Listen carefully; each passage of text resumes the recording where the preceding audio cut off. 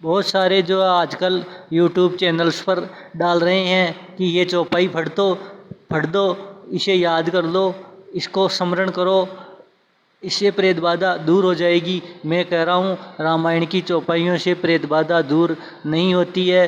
प्रेत जो है तांत्रिकों द्वारा बहुत ही प्रशिक्षित होते हैं, उन्हें बहुत ही अच्छे तरीके से तांत्रिक उन्हें सिखा देते हैं तंत्र क्रिया वगैरह करना, प्रेत क्रिया वगैरह करना, और किस व्यक्ति के पास जाके क्या क्या करना है, ये सब तांत्रिक जो है जो प्रेत होते हैं प्रेत उनको सिखा देते हैं। और प्रेत जो है किसी की मानते नहीं है, और वह बजरंग बाण, हनुमान चालीसा, रामायण की चौपाइयों से मानने वाले आदमी नहीं है।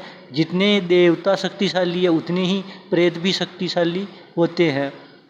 प्रेत जो है छोटे मोटे जो आजकल यूट्यूब पर टोटके बता रहे हैं, बहुत सारे विद्वान बागेश्वर धाम वाले साहब बता रहे हैं, इधर हमारे एक दो और विद्वान है जो बता रहे हैं भाई प्रेत बाधा ऐसे ऐसे करो, उड़द फेंक दो, ये फेंक दो, बहुत सारे विद्वान बताते हैं यूट्यूब चैनल्स पर। तो प्रेत जो है इन छोटे मोटे टोटकों से डरने वाले आदमी नहीं है। प्रेत जो छोटी मोटी चीज़ नहीं है। तो आज जो आप प्रेत के बारे में मैंने जानकारी दी, प्रेत जो है रामायण की चौपाइयों से मानने वाले नहीं है। प्रेत जो है बहुत ही प्रशिक्षित होते हैं, बहुत ही ट्रेंड होते हैं अपने अपने काम में। उनको तांत्रिक जो प्रशिक्षित कर देते हैं, ट्रेंड कर देते हैं, और जितनी शक्तियाँ देवताओं के पास है उतनी शक्तियाँ प्रेतों के पास भी होती है। देवताओं के पास सिद्धियाँ हैं तो प्रेतों के पास भी सिद्धियाँ हैं, ये मान के चलो। और हनुमान चालीसा से प्रेत मानते नहीं हैं, केवल 1-2 मिनट के लिए ये प्रेत जो है अनएक्टिव हो जाते हैं, बाद में वापस एक्टिव हो जाते हैं। बजरंग बाण से भी प्रेत मानते नहीं हैं, क्योंकि प्रेत शक्तियों को अगर बजरंग बाण द्वारा कोई भगा भी दे विद्वान, तो वापस बजरंग बाण का असर खत्म होते ही वापस तांत्रिक जो है उन्हें ट्रांसफ़र कर देता है, जाओ बजरंग बाण का असर खत्म हो चुका है, और पीड़ित व्यक्ति को वापस वो आके पीड़ित करते हैं। और पंचमुखी हनुमान कवच पर भी मैंने रिसर्च किया है कि पंचमुखी हनुमान कवच प्रेत बाधा को रोकने में सक्षम है, लेकिन इतना नहीं है। जो बुरे जो तांत्रिक है, जो काले इल्म का प्रयोग करते हैं, ऐसे तांत्रिक लोगों के प्रेत जो है पंचमुखी हनुमान कवच से भी नहीं मानते हैं। भले ही उनका काम थोड़ा बहुत हो जाए, लेकिन पूर्णतया जो है पंचमुखी हनुमान कवच जो है प्रेत बाधा को रोकने में समर्थ नहीं है।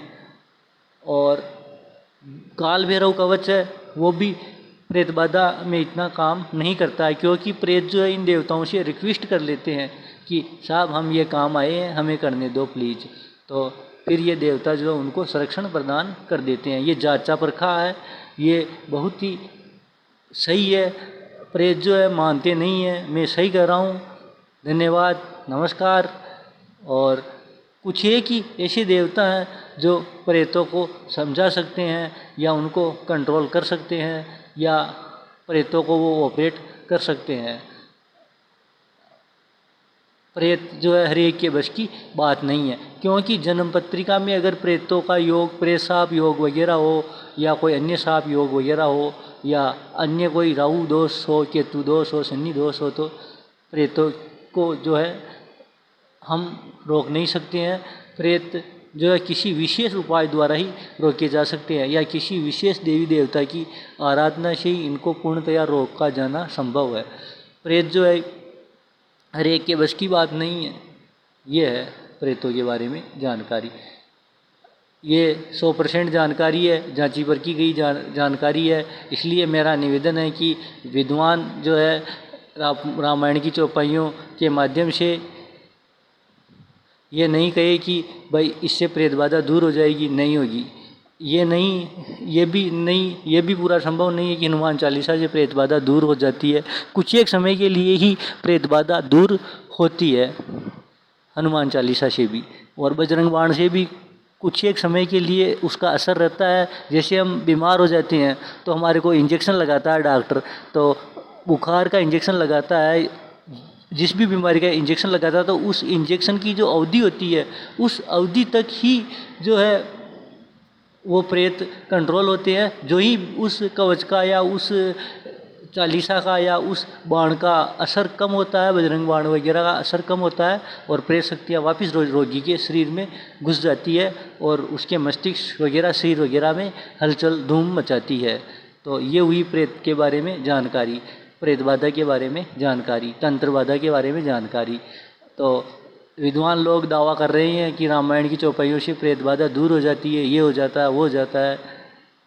ये सब अपवाद की बातें हैं। प्रेत बाधा जो है हर एक के बस की बात नहीं है। प्रेत बाधा को विशेष उपाय के माध्यम से ही रोका जा सकता है या किसी विशेष देवता की आराधना करके ही प्रेत बाधा को रोका जा सकता है। वैसे प्रेत भी कई प्रकार के होते हैं, उग्र प्रेत होते हैं, बहुत सारे सरल सीधे साधे प्रेत भी होते हैं जो कहने पर मान जाते हैं और चले जाते हैं। लेकिन जो काले इल्म के साधु वगैरह है, काले इल्म के जो तांत्रिक है, उनके प्रेत जो है रामायण से, हनुमान चालीसा से, बजरंग बाण से या किसी छोटे मोटे कवच से मानने वाले नहीं हैं। तो मैंने आज प्रेत बाधा के बारे में जानकारी दी। मैं विद्वानों से निवेदन करता हूं कि वो यूट्यूब पर वही चीज़ डाले जो जांची परखी हो। अगर उनकी चीज़ जांची परखी नहीं है, कभी वो प्रेत बाधा के शिकार हुए ही नहीं, तो वो कैसे डाल रहे हैं कि भाई रामायण की चौपाइयों से प्रेत बाधा दूर हो जाती है, हनुमान चालीसा पढ़ दो प्रेत बाधा दूर हो जाएगी। ये छोटी मोटी चीज़ें हैं, ये तो हर एक ही आदमी जानता है, आम आदमी जानता है। उनको आप क्या बता रहे हैं? हनुमान जी की सिंदूर लगा लो। बहुत सारे विद्वान बता रहे हैं हनुमान जी की सिंदूर लेके उसमें ताबीज बनाकर डाल के जो है प्रेत का निदान हो जाएगा। वो पंडा खेर वाले बाबा जो बता रहे हैं हनुमान जी की सिंदूर से प्रेत बाधा दूर नहीं होती है, मैं कह रहा हूँ। तो मैंने आज प्रेत बाधा के बारे में जानकारी दी। नमस्कार, धन्यवाद। ऐसे चैनल्स को देखें, चैनल को सब्सक्राइब करें और चैनल को ज़्यादा से ज़्यादा लाइक करें।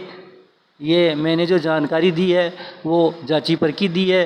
प्रेत कैसे होते हैं वो भी मैं जानता हूँ, प्रेतों की आत्मा कैसी होती है वो भी मैं जानता हूँ, और प्रेत क्या खाते पीते हैं उसके बारे में भी मैं जानता हूँ। तो विद्वान कुछ हट कर डाले, आप डालो कोई दिक्कत नहीं है, लेकिन यूट्यूब पर जो आप चीज़ डाले वो जांची परखी होनी चाहिए। भाई इससे प्रेत रुक जाएंगे, या इससे ये बीमारी रुक जाएगी, या इससे ये तंत्र बाधा रुक जाएगी। जांची परखी चीज़ होने के बाद ही डाले। अब वो फालतू में यूट्यूब बना रहे हैं जबकि उनका कोई मतलब भी नहीं है, और यूट्यूब बना के डाल रहे हैं और हेडिंग ऐसी लगाते हैं बाहर जो मान लो वास्तव में ही वो काम होता हो, ऐसी जो है शीर्षक लगाकर यूट्यूब पर डाल देते हैं। तो आप पहले किसी भी चीज़ को अच्छी तरह से जांच ले, परख ले, फिर बाद में डालें। नमस्कार, धन्यवाद।